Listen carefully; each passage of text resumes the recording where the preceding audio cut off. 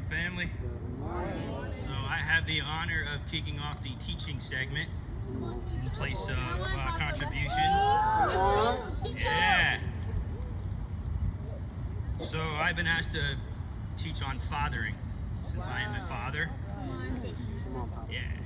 So you're never ready to be a father, no matter how much you prepare.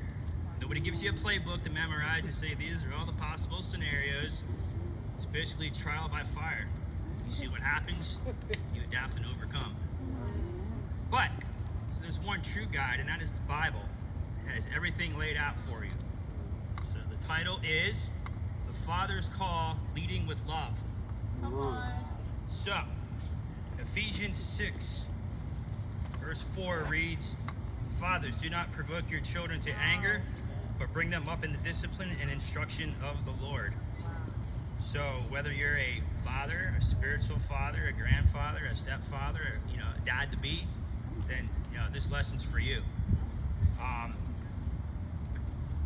Fathers are looked at in a negative way in today's society. That toxic masculinity. We don't need dads. All you need is a mother. Nah, that's not true. So point one, a father's influence is powerful. So in the Bible, fathers are never shown as irrelevant.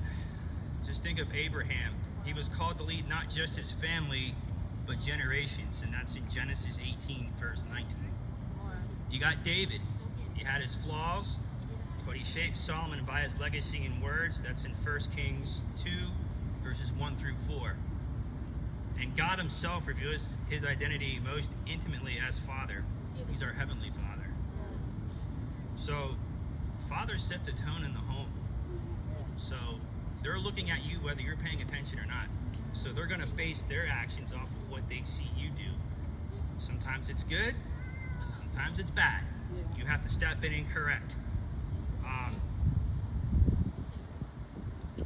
Children often get their first image of what God is like from their dad. Whether it's good or bad, that influence is a sacred responsibility. Wow. Yeah. So,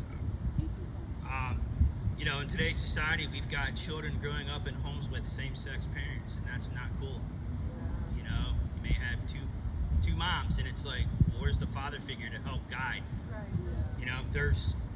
Fathers have a certain set of skills to teach their children, and mothers have, and it's vice versa. You can't, I can't teach what Mama Maggie can, what she taught Billy, and she can't, and vice versa. So we each have our roles, and they need dads to develop. They need that fatherly figure. Point number 2, don't provoke, build up. So Paul gives 2 commands. Do not provoke your children to anger. Don't parent with harshness, inconsistency, or neglect. Avoid the trap of being overly critical and distant. That leads to resentment. And the other quote, or the other command is, bring them up in the discipline and instruction of the Lord. So we're not just providers, we are the spiritual leaders of the household. Teaching kids God's truth, praying with them, guiding them in love, that's our calling. Discipline without love creates rebellion. Love without discipline creates confusion. But both together, that's godly fathering. Discipline is needed, but not be harsh. I was always taught, you praise in public and you discipline in private. You don't need to be, other people don't need to see your business out in public. Take care of that in the home. That's where you guide and correct them. And point number 3, God models the perfect father. We're not perfect, but God is. And he shows us how to father. He is patient. That's in Psalm 103, verses 13 and 14. He corrects in love. That's in Hebrews 12, verse 6. He provides and protects, Matthew 6:26. And he never abandons, Deuteronomy 31:6.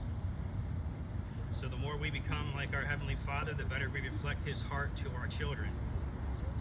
And for those who think they've failed, there is grace. The gospel redeems our past and empowers our present. So the challenge is, fathers, you have the greatest legacy you can leave isn't wealth, status, or even protection. It's a life of faithfulness to God. Come on. So, you know, brothers out there, Papa Duke, don't let anybody tell you to not be a father. It is one of the greatest joys of my life, and how I watched Billy grow up, and he is now doing amazing things in Atlanta. So, you know, I'm very proud of him, and he's got a lot to give. He's a natural leader, and I can't wait to see what he does after he graduates college next year. Wow. Yeah, he wants to go into the ministry full time, lead a church. So, yeah, so I can't wait to see all that transpire. So the challenge is lead spiritually. Don't delegate your role as a father. Embrace it.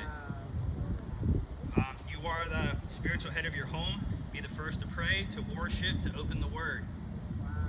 Live with integrity. Your children watch how you work, how you treat their mother, how you handle stress.